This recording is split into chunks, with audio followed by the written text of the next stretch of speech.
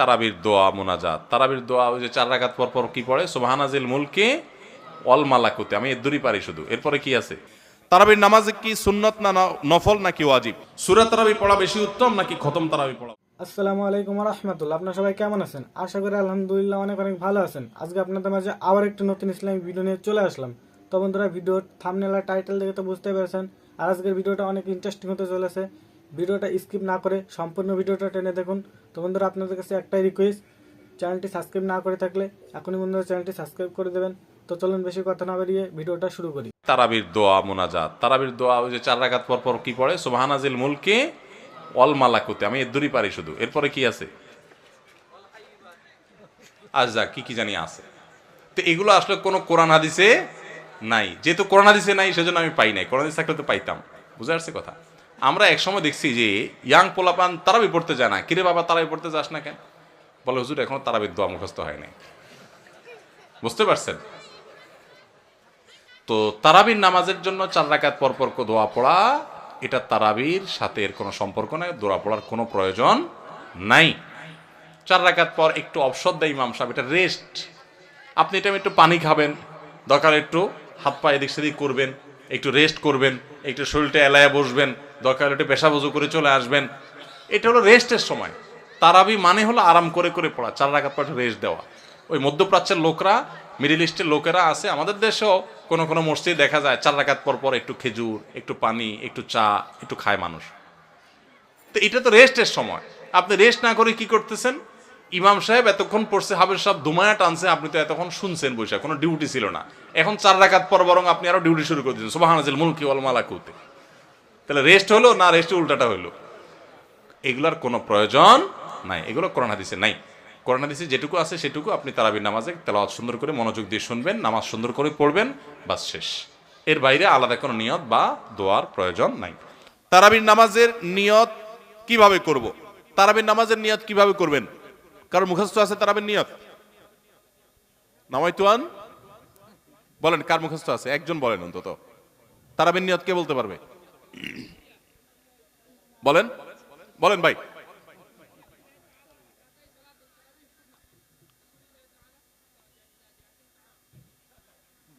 মাশাআল্লাহ মাশাআল্লাহ, এবারই পুরস্কার দেওয়া উচিত। বসেন, আপনি অনেক কষ্ট করে মুখস্থ করছেন। তুমি বগুড়া সদরের লোক ভাই? কাহালু কাহালু। আচ্ছা ভাই, তারাবির নামাজ বা যে কোনো নামাজের নিয়ত জরুরি। নিয়ত ছাড়া কোনো আমল হবে না। কিন্তু নিয়তটা হলো মনের ইচ্ছার নাম। নিয়তটা কিসের নাম? আমি ভাইকে দিয়ে নিয়তটা কেন শুনছি সেটা আপনারা জানেন? জানেন না আপনারা? আমি ওনাকে দিয়ে কেন শুনলাম বলেন তো? কে বলতে পারবেন? কে বলতে পারবেন না? আমি ওনার দিয়ে এই জন্য শুনছি যে ওইটা আমার জানা ছিল না। এটা হলো সত্য কথা। ওইটা আমি নিজেও জানি না। নামাইতুয়ান দিয়ে শুরু এটা জানি, কিন্তু বাকি শেষেরটা আমি জানি না। এই জন্য আমি চাইছি একটু শুনতে আর কি। আমি জানি না এই জন্য যে কোরআন হাদিসে কোথাও পাই নাই। এখন ভাইরা কেউ পাইলে তো ভিন্ন কথা, আমি কোথাও পাই নাই।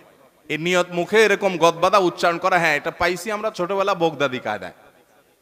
বগদাদি কায়দা, এটার জন্য কত মাইদ্যরে হয়তো খাইছি, পাইয়া তখনই ভুলে গেছি।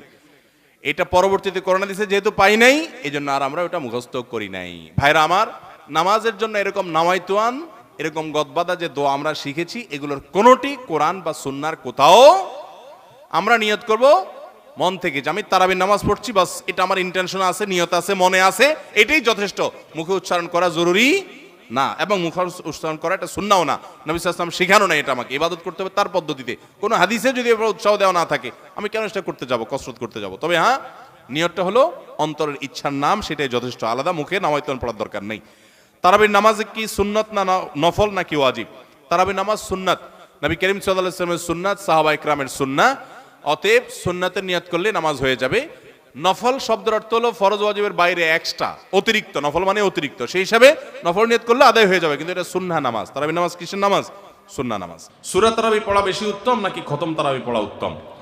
অবশ্যই যদি আপনি কোরআনে কারীমের খতম পড়তে পারেন সূরা তারাবির চাইতে সেটা উত্তম, এতে কোনো সন্দেহ নাই। সূরা তারাবিতে তো সামান্য ছোট ছোট আপনি কেরাত পড়বেন, আর খতম তারাবিতে বড় বড় কেরাত পড়বেন। তো কোরআন বেশি তেলাওয়াত করাটা তো অল্প তেলাওয়াত করার চাইতে বেশি উত্তম, সেটা তো বলাই বাহুল্য। এই জন্য অবশ্যই খতম তারাবি উত্তম, কিন্তু খতম তারাবি যদি তুফান মিল গতিতে হয়, 5G 6G গতিতে হয়, তাহলে সেই খতম তারাবি যদি হয়, যেই খতম তারাবিতে কি পড়েন হাবেশ সাহেবের শুধু ইয়া আলামুন আর তা আলামুন ছাড়া কিছু না বুঝেন, তাহলে ওই রকম খতম তারাবি পড়ার চাইতে সূরা তারাবি পড়া উত্তম। কথা কি বুঝতে পারছেন? যদি হাবেশ সাহেব মাঝখানে কি পড়ে কিছুই বুঝেন না, শেষে শুধু ইয়া আলামুন আর তা আলামুনের টান দেখে বুঝতে পারলেন যে এখন রুকুতে যাবে, তাহলে এই তারাবি পড়া আর না পড়াতে কোনো পার্থক্য নাই। অনেক জায়গাতে এরকম তারাবি পড়ে, ওই যে সোশ্যাল মিডিয়াতে কিছু কিছু ভিডিও পাওয়া যায়, হ্যাঁ, দেশের বাইরের, যে এমন গতিতে তারাবি পড়ে যে আপনি 3 আয়াত পড়তে না পড়তে তার 1 রাকাত শেষ। এগুলা তারাবির নামে তামাশা। শুধু খতম তারাবি কেন, অনেক সূরা তারাবিও এরকম আছে যে পড়ে সূরা তারাবি, সেটা আবার এরকম 5G গতিতে পড়ে। তারাবির নামে যে কত তামাশা চলে। কয়দিন আগে দেখলাম ফেসবুকে একটা পোস্টার, যে ব্যবসায়ীদের জন্য বিশেষ তারাবির প্যাকেজ। কি প্যাকেজ? 7 দিনে খতমের প্যাকেজ, 5 দিনে খতমের প্যাকেজ, আর একটা 3 দিনে খতমের প্যাকেজ। একটা রেজিস্ট্রেশন ফি 1400 টাকা, আর একটা রেজিস্ট্রেশন ফি বোধ হয় 2000 টাকা, আর একটা রেজিস্ট্রেশন ফি আর একটু কম টাকা। হ্যাঁ, রেজিস্ট্রেশন ফি দিয়া হাবেজ সাহেবরা চুক্তি করে তারাবি পড়ায়। কিয়ামতের আগে যে আরো কত কিছু হবে একমাত্র আল্লাহ তাআলাই ভালো জানেন। এগুলো সব তারাবির নামে কি ভাই? তামাশা। জায়েজ না এইভাবে করা। রমজানে হারিয়ে যাওয়া এমন কিছু আমলের কথা বলুন যা অধিক ফজিলতপূর্ণ আমল, কিন্তু তা অনেকেই জানে না বা আমল করে না। 4টি আমলের কথা বলতে পারি। 4টি আমল আমরা অনেকেই গুরুত্ব দেই না, অথচ সে আমলগুলো আমাদের পুরো রমাদানকে সম্পূর্ণ সার্থক করে দিতে পারে, অর্থবহ করে দিতে পারে, রমজান সাকসেস করে দিতে পারে। সে 4টা ভিতরে প্রথম এবং 1 নম্বর যেটা বলতে চাই তা হলো রমজান মাসে রোজা রেখে এবং রাতের বেলা পুরো রমজান জুড়ে সকল প্রকার পাপাচার, কাউকে কষ্ট দেওয়া, গালি দেওয়া, হক নষ্ট করা, সব ধরনের গুনাহ থেকে, গীবত শেকায়েত করা, চোখের গুনাহ, সোশ্যাল মিডিয়া ইত্যাদি সবগুলো থেকে বেঁচে থাকবেন। প্ল্যান করে যে কোনো মূল্যে, প্রয়োজনে আমি আইডি ডিঅ্যাক্টিভ করে ফেলবো, অ্যাপ ডিলিট করে ফেলবো, তারপর সব ধরনের গুনাহ থেকে বেঁচে থাকবেন। এটা হলো রমজান সার্থক করার সবচেয়ে গুরুত্বপূর্ণ কাজ। 1। 2 নম্বর হলো রমজানে আমরা অনেকে কোরআন পড়ি, কিন্তু কোরআন শোনাশুনি করি না। হাফেজরা করে অবশ্য। নবী করিম সাল্লাল্লাহু আলাইহি সাল্লাম রমাদানে শোনাশুনি করতেন। এটা একটা হারিয়ে যাওয়া সুন্নাহ বলতে পারি। জিবরিলকে তিনি শোনাতেন, আবার জিবরিলের কাছ থেকে তিনি শুনতেন। এই জন্য আপনি কোরআন পড়বেন, আপনার স্ত্রী শুনবে, আবার স্ত্রী পড়বে, আপনি শুনবেন। স্ত্রী বলে কোনো কথা নয়, এরকম একে অন্যের সাথে কোরআন শোনাশুনি করবেন। এটা একটা হারিয়ে যাওয়া আমল। 3 নম্বর হলো রমজানের শেষ 10 দিন এতেকাফ করবেন। রমজানের শেষ 10 দিনের এতেকাফ এমন একটা আমল, রমজানের রোজা ফরজ হওয়ার পর থেকে নিয়ে মৃত্যু পর্যন্ত নবী সাল্লাল্লাহু আলাইহি সাল্লাম জীবনে কখনো এতেকাফ ছাড়েন নাই। আমরা ম্যাক্সিমাম মানুষ জীবনে কখনো করি নাই। এতেকাফ করা হলো আল্লাহর ঘরে এসে গাঁটটি বোসকা নেই পড়ে যাও যে আল্লাহ ক্ষমা করা ছাড়া যাব না। এতেকাফ করা যদি মসজিদে ঘুমায়াও থাকে, এতেকাফ করাটাই যেহেতু একটা স্বতন্ত্র ইবাদত, সো তার এতেকাফ করার মাধ্যমে লাইলাতুল কদর তিনি অটোমেটিক পাবেন ইনশাআল্লাহ। এই জন্য এতেকাফের আমলটা আমাদের রমাদানকে সার্থক করে দিতে পারে, অথচ এটা হারিয়ে যাচ্ছে। আর 4 নম্বর এবং সর্বশেষ হলো রমজানের শেষ দশক হলো ইবাদতের দশক, আমলের দশক। আমরা প্রথম 2 দশকে যা পারি না পারি, শেষ দশক বেশি আমল করার চেষ্টা করব। অনেকে আমরা শহর থেকে গ্রামে যাওয়ার জন্য পরিকল্পনা করতে করতে 4-5 দিন চলে যায়। অনেকে কেনাকাটার জন্য 4-5 দিন ব্যয় করে ফেলি। ঈদের প্রস্তুতির জন্য আমাদের শেষের দিনগুলো নষ্ট হয়ে যায়। এগুলো না করে আল্লাহর ওয়াস্তে শেষ দশককে ইবাদতের জন্য রিজার্ভ করে ফেলি, গোটা ফ্যামিলি সহ ইবাদত বন্দী করি, রমজানটাকে আমরা উপভোগ করতে পারবো ইনশাআল্লাহ। এটা আমাদের জন্য তৃপ্তির রমাদান হবে। আল্লাহ আমাদেরকে তৌফিক দান করুন। তাহলে 4টি আমলের কথা বলেছি, সকল প্রকার গুনাহ থেকে বেঁচে থাকা, কোরআন শোনাশুনি করা, এতেকাফ করা এবং রমজানের শেষ দশকে বিশেষভাবে ইবাদতের পরে যত্নশীল হওয়া, শেষ দশকে সকল ব্যস্ততা কমায় দেওয়া। এই 4টি জিনিস আমাদের রমাদানকে সার্থক করতে পারে ইনশাআল্লাহ তাআলা। তো বন্ধুরা, ভিডিওটা আপনাদের কাছে কেমন লাগলো অবশ্যই আপনাদের মতামত কমেন্টে জানাতে ভুলবেন না। ভিডিওটা ভালো লাগলে ছোট্ট একটা লাইক করবেন আর ভিডিওটা শেয়ার করবেন। আর এরকম ইসলামিক নিত্য নতুন ভিডিও পেতে আমাদের চ্যানেলটি সাবস্ক্রাইব না করে থাকলে বন্ধুরা এখনই সাবস্ক্রাইব করতে ভুলবেন না। তো ততক্ষণ দেখা হচ্ছে অন্য কোনো ভিডিওতে। আসসালামু আলাইকুম ওয়া রাহমাতুল্লাহ।